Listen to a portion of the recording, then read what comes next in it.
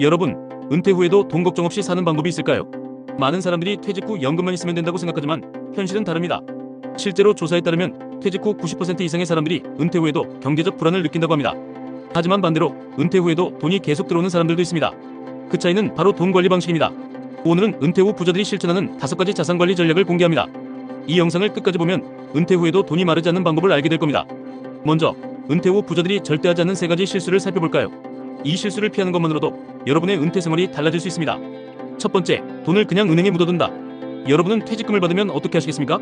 많은 사람들이 가장 먼저 하는 일이 은행에 예금으로 넣어두는 것입니다. 그런데 이것이 가장 안전하면서도 가장 위험한 선택이라는 걸 아시나요? 공감하실 수 없다고요? 예시를 한번 들어보겠습니다. 실제로 지난 5년간 한국의 평균 예금 금리는 약 2.0%였습니다. 하지만 같은 기간 동안 물가는 연평균 2.4%씩 올랐습니다. 즉, 은행에 돈을 그냥 넣어두면 내 돈의 실제 가치는 매년 0.4%씩 감소한다는 뜻입니다.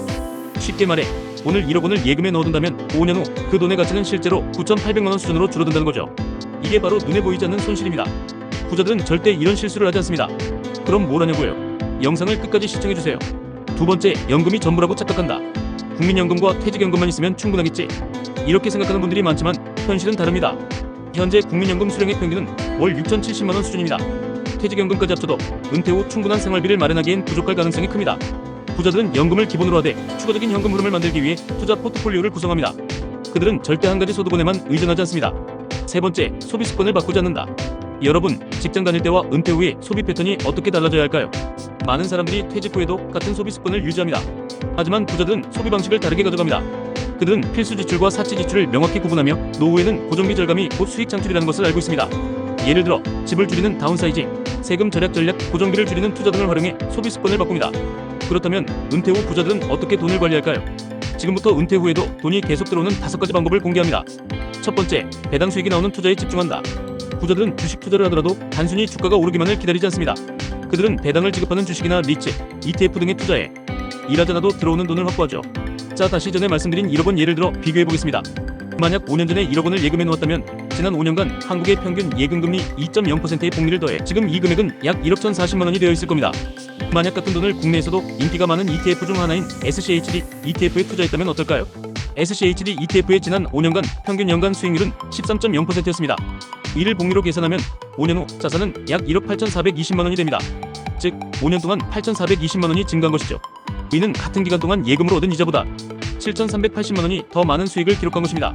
게다가 SCHD는 연평균 3.6%의 배당금을 지급했고 배당금도 매년 12.0%씩 증가했습니다. 두 번째, 임대소득을 확보한다. 부자들은 부동산을 단순히 오래 보유하는 것이 아니라 매달 고정 수익을 창출하는 방법을 찾습니다. 대표적인 것이 상가, 오피스텔, 주택 임대 사업입니다. 월세가 들어오면 연금처럼 매달 일정한 현금 흐름을 만들 수 있죠. 부자들은 특히 공실률이 낮은 지역을 공략해 수익성을 극대화하는 전략을 사용합니다.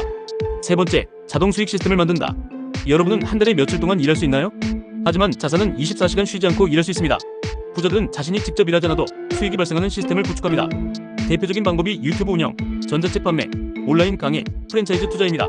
이러한 패시브 인컴 구조가 있으면 은퇴 후에도 안정적인 소득을 유지할 수 있습니다. 네 번째, 세금 절세 전략을 활용한다. 부자들은 세금을 줄이는 것도 돈을 버는 방법 중 하나라고 생각합니다. 예를 들어 상속 증여세를 절약하기 위해 자녀에게 한 번에 증여하는 대신 10년 단위로 나눠서 증여하는 방식을 사용한다거나 증여를 할 때 자식에게 하지 않고 손주에게 한 대를 건너뛰어 증여를 합니다. 이처럼 부자들은 절세 전략을 활용해 자신의 자산을 보다 효과적으로 관리합니다.